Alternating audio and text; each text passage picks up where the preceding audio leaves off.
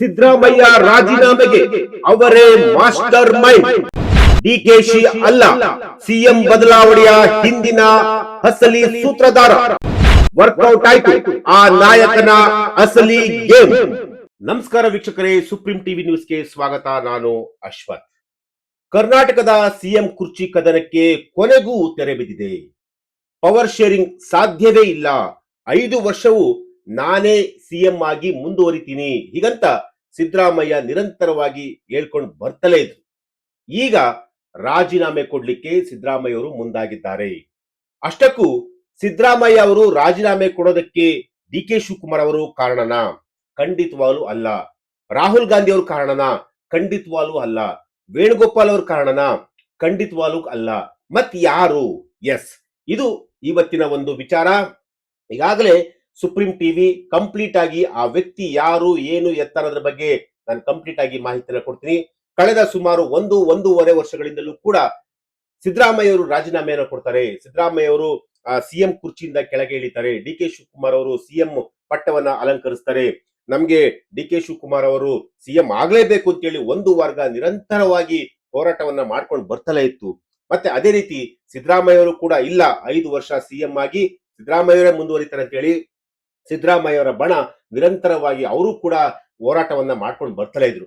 ಆದ್ರೆ ಈಗ ಕಂಪ್ಲೀಟ್ ಆಗಿ ಅದಕ್ಕೆಲ್ಲವೂ ಕೂಡ ಫುಲ್ ಸ್ಟಾಪ್ ಬಿದ್ದಿರುವಂತಹದ್ದು. ಸಿದ್ದರಾಮಯ್ಯ ಅವರು ರಾಜೀನಾಮೆಯನ್ನ ಕೊಡ್ಲಿಕ್ಕೆ ಒಪ್ಕೊಂಡಿರುವಂತದ್ದು. ಹಾಗಾದ್ರೆ ಸಿದ್ದರಾಮಯ್ಯ ಅವರನ್ನ ರಾಜೀನಾಮೆ ಕೊಡ್ಲಿಕ್ಕೆ ಯಾರು ಒಪ್ಸಿದ್ರು? ಸಿದ್ದರಾಮಯ್ಯ ಅವ್ರನ್ನ ರಾಜೀನಾಮೆಯನ್ನ ಕೊಡ್ಲೇಬೇಕು ಅಂತ ಹೇಳಿ ಯಾರು ಹೇಳಿದ್ದು? ರಾಹುಲ್ ಗಾಂಧಿ ಅವರು ಹೇಳಿದ್ರ? ಡಿ ಕೆ ಶಿವಕುಮಾರ್ ಅವರು ಹೇಳಿದ್ರ? ಯಾರು ಹೇಳಿದ್ರು? ಎಸ್, ಈಗ ನಾನು ಆ ವ್ಯಕ್ತಿಯ ಹೆಸರನ್ನ ನಾನು ಕಂಪ್ಲೀಟ್ ಆಗಿ ರಿವೀಲ್ ಮಾಡ್ತೀನಿ. ಸಿದ್ದರಾಮಯ್ಯ ಅವರು ನಿನ್ನೆ ಇದ್ದಕ್ಕಿದ್ದಂತೆ ನೀವು ದೆಹಲಿಗೆ ಬರಬೇಕು ಅಂತ ಹೇಳಿ ಹೈಕಮಾಂಡ್ ಒಂದು ಕರೆಯನ್ನ ಮಾಡಿದ್ರು. ಆ ಕರೆ ಮಾಡಿದ ತಕ್ಷಣ ಸಿದ್ದರಾಮಯ್ಯ ಅವರು ಜೊತೆಗೆ ಡಿ ಕೆ ಶಿವಕುಮಾರ್ ಅವರು ಸಪರೇಟ್ ಹೋದ್ರು. ಸಿದ್ದರಾಮಯ್ಯ ಅವರು ಅವರ ಒಂದು ಪಟಾಲಂ ಜೊತೆ ನೇರವಾಗಿ ಹೈಕಮಾಂಡ್ ಬಳಿ ಹೋದ್ರು. ಹೈಕಮಾಂಡ್ ಬಳಿ ಹೋದಂತಹ ಸಂದರ್ಭದಲ್ಲಿ ರಾಹುಲ್ ಗಾಂಧಿ ಅವ್ರ ಜೊತೆ, ವೇಣುಗೋಪಾಲ್ ಜೊತೆ, ಮಲ್ಲಿಕಾರ್ಜುನ್ ಖರ್ಗೆ ಜೊತೆ ಸಿದ್ದರಾಮಯ್ಯ ಅವರು ಚರ್ಚೆಯನ್ನ ಮಾಡಿದ್ರು. ಸುಮಾರು ಅರ್ಧ ಗಂಟೆ, ಮುಕ್ಕಾಲು ಗಂಟೆ ಕೂತು ಚರ್ಚೆಯನ್ನ ಮಾಡಿದ್ರು. 1 to 1 ಚರ್ಚೆ ಮಾಡಿದ್ರು. ಏನ್ ಯಾವ ವಿಚಾರ ಚರ್ಚೆಯನ್ನ ಮಾಡಿದ್ರು ಅಂತಂದ್ರೆ, ಈಗಾಗಲೇ ರಾಜ್ಯಸಭೆಯ ಚುನಾವಣೆ ಕೂಡ ಇರುವಂತಹದ್ದು. ಆ ವಿಚಾರ ಒಂದು ಕಡೆ ಆದ್ರೆ, ಮತ್ತೊಂದು ಕಡೆ ಸಿದ್ದರಾಮಯ್ಯ ಅವರು ಕೆಳಗೆ ಇಳಿಬೇಕು, ಸಿದ್ದರಾಮಯ್ಯ ಅವರು ಸಿಎಂ ಸ್ಥಾನಕ್ಕೆ ರಾಜೀನಾಮೆಯನ್ನು ಕೊಡಬೇಕು. ಸಿದ್ದರಾಮಯ್ಯ ಅವರು ಈಗ ಅವರು 2.5 ವರ್ಷಗಳ ಕಾಲ ಅಧಿಕಾರವನ್ನ ವಹಿಸಿಕೊಂಡಿದ್ದಾರೆ. ಇನ್ನ 2.5 ವರ್ಷಗಳ ಕಾಲ ಬೇರೆಯವರಿಗೆ ನಾವು ಅವಕಾಶವನ್ನ ಮಾಡಿಕೊಡ್ಬೇಕು. ಏನ್ ಪವರ್ ಶೇರಿಂಗ್ ಅಂತ ಹೇಳಿ ಏನ್ ಮಾತುಕತೆ ಆಗಿತ್ತು ಅಧಿಕಾರಕ್ಕೆ ಬರುವಂತಹ ಸಂದರ್ಭದಲ್ಲಿ, ಆ ವಿಚಾರ ಚರ್ಚೆ ಆಯ್ತು. ಅದಕ್ಕೆ ಡಿ ಕೆ ಶಿವಕುಮಾರ್ ಅವರು ಕೂಡ ಆ ಒಂದು ಮೀಟಿಂಗ್ ಅಲ್ಲಿ ಭಾಗವಹಿಸಿದ್ರು. ಮೊದಲು ಸಿದ್ದರಾಮಯ್ಯ ಅವ್ರನ್ನ ಕರೆದ್ರು.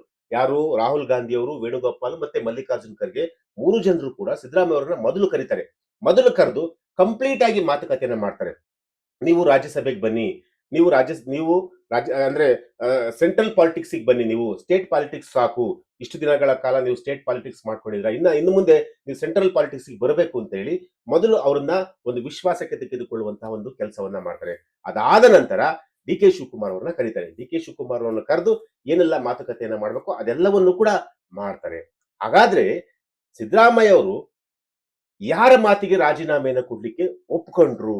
ಎಸ್, ಇದು ಬಹಳ ಮುಖ್ಯವಾದಂತಹ ವಿಚಾರ. ಆ ವ್ಯಕ್ತಿ ಬೇರೆ ಯಾರು ಅಲ್ಲ, ಎಐಸಿಸಿ ಅಧ್ಯಕ್ಷ ಮಲ್ಲಿಕಾರ್ಜುನ್ ಖರ್ಗೆ. ಎಸ್, ಮಲ್ಲಿಕಾರ್ಜುನ್ ಖರ್ಗೆ ಅವರ ಮಾಸ್ಟರ್ ಪ್ಲಾನ್ ನಲ್ಲಿ ಸಿದ್ದರಾಮಯ್ಯ ಅವರು ಸಿಲುಕಿ ಕಂಪ್ಲೀಟ್ ಆಗಿ ರಾಜೀನಾಮೆಯನ್ನ ಕೊಡ್ಲಿಕ್ಕೆ ಒಪ್ಕೊಂಡ್ಬಿಟ್ರು.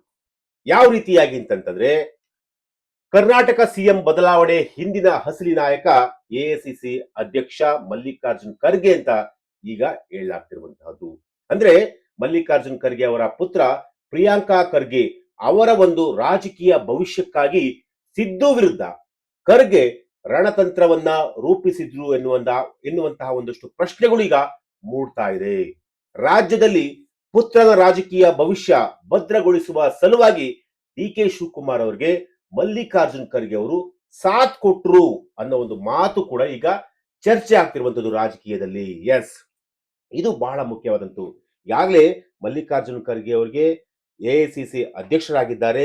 ಜೊತೆಗೆ ಅವರ ಮಗ ಪ್ರಿಯಾಂಕ ಖರ್ಗೆ ಅವರು ಕೂಡ ಸ್ಟೇಟ್ ಅಲ್ಲಿ ಮಿನಿಸ್ಟರ್ ಕೂಡ ಆಗಿದ್ದಾರೆ. ಒಳ್ಳೆಯ ಪೋರ್ಟ್ಫೋಲಿಯೋ ಕೂಡ ಇದೆ. ಅವರು ಏನು ಸಿದ್ದರಾಮಯ್ಯವರಷ್ಟೇ ಪವರ್ಫುಲ್ ಆಗಿ ಮಲ್ಲಿಕಾರ್ಜುನ್ ಖರ್ಗೆ ಅವರ ಮಗ ಪ್ರಿಯಾಂಕ ಖರ್ಗೆ ಅವರು ಕೂಡ ಇದ್ರು. ಅವರ ಒಂದೊಂದು ಸ್ಟೇಟ್ಮೆಂಟ್ ಕೂಡ ಬೆಂಕಿ ಹುಂಡೆಯಂತೆ ರಾಜ್ಯದಲ್ಲಿ ಅವ್ರು ಕೊಡ್ತಾ ಇದ್ರು ಬಿಜೆಪಿ ಅವರ ವಿರುದ್ಧ. ಸೊ ಹಾಗಾಗಿ ಅದೆಲ್ಲವನ್ನು ಕೂಡ ಗಮನಿಸ್ತಾ ಇದ್ದಂತಹ ಮಲ್ಲಿಕಾರ್ಜುನ್ ಖರ್ಗೆ ಮತ್ತೆ ಸೆಂಟ್ರಲ್ ರಾಜಕಾರಣಿಗಳು, ಅಂದ್ರೆ ಸೆಂಟ್ರಲ್ ನ ಹೈಕಮಾಂಡ್, ಕಾಂಗ್ರೆಸ್ನ ಹೈಕಮಾಂಡ್, ಸೊ ಮುಂದಿನ ಭವಿಷ್ಯಕ್ಕಾಗಿ, ನನ್ನ ಮಗನ ಭವಿಷ್ಯಕ್ಕಾಗಿ ಸಿದ್ದರಾಮಯ್ಯ ಅವರ ರಾಜೀನಾಮೆನ ನಾವು ಪಡಿಲೇಬೇಕು ಅಂತ ಹೇಳಿ ಖರ್ಗೆ ಅವರು ಪ್ಲಾನ್ ಮಾಡಿದ್ರಂತೆ.